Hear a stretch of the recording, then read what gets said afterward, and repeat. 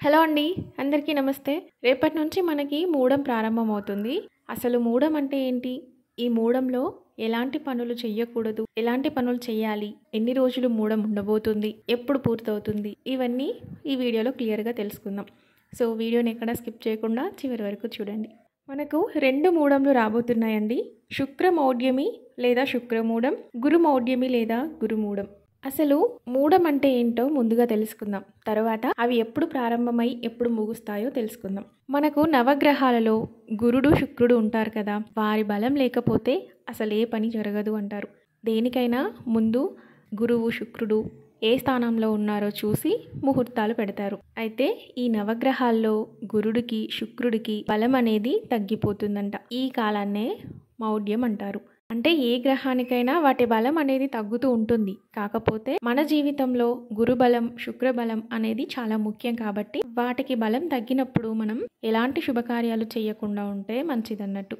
ఏ రోజు ప్రారంభమై ఏ రోజు ముగుస్తాయో ఇప్పుడు తెలుసుకుందాం. శుక్రమౌఢ్యమి శ్రీ క్రోధినామ సంవత్సరంలో పాల్గొన మాసంలో కృష్ణపక్షంలో మార్చి నెల 18వ తేదీ మంగళవారం రోజు ప్రారంభమై 28వ తేదీ ముగుస్తుంది. అంటే రేపటి నుంచి ప్రారంభమై 28వ తేదీ వరకు ముగుస్తుంది. 11 రోజులు ఈ శుక్రమౌఢ్యమి ఉంటుంది. గురుమూఢ్యమి జూన్ 10వ తేదీ ప్రారంభమై జూలై 8వ తేదీ వరకు ముగుస్తుంది. ఈ మూఢం జరుగుతున్నప్పుడు ఎలాంటి శుభకార్యాలు చేయకూడదు. ఒకవేళ చేసినట్లయితే ఆర్థిక సమస్యలు విపరీతంగా కలుగుతాయి. చేసే పనుల్లో ఆటంకాలు కలుగుతాయి. సమాజంలో నిందలు కలుగుతాయి. గురుబలం తగ్గినప్పుడు గురుమూఢ్యమి అని, శుక్రబలం తగ్గినప్పుడు శుక్రమూఢ్యమని అంటారు. ఈ గురుమూఢ్యమి మనకి 28 రోజులు ఉంటుంది. గురుమూఢ్యమి కొత్త సంవత్సరంలో వస్తుంది.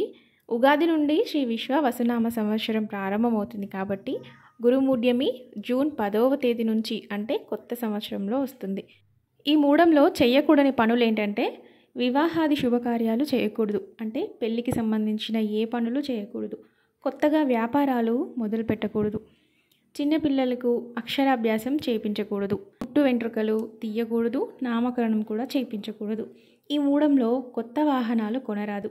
ఇల్లు కట్టుకునేటప్పుడు ఇంటికి సంబంధించిన ఎలాంటి పనులైనా మొదలు పెట్టకూడదు.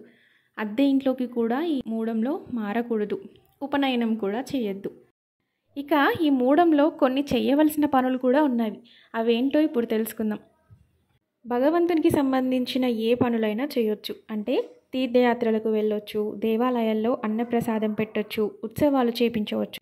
ఇంకా ఇంట్లో ఎవరైనా గర్భవతులు ఉంటే శ్రీమంతం చేపించవచ్చు. ఈ మూడం రాకముందు పుట్టిన పిల్లలు కానీ మూడంలో పుట్టిన పిల్లలకు కానీ పురిటి స్నానం చేపించవచ్చు. అన్నప్రాసన కూడా చేయించుకోవచ్చు. మన ఇంట్లో ఎలాంటి శుభకార్యం జరగాలన్నా గురు శుక్రుల బలం ఉండాల్సిందే. అందుకని ఈ మూడాలలో ఎలాంటి శుభకార్యాలు చేయకుండా మూడం అయిపోయిన తర్వాత సంతోషంగా శుభకార్యాలు చేసుకోండి. వీడియో నచ్చితే కనుక లైక్ చేయడం మర్చిపోవద్దు. Thanks for watching.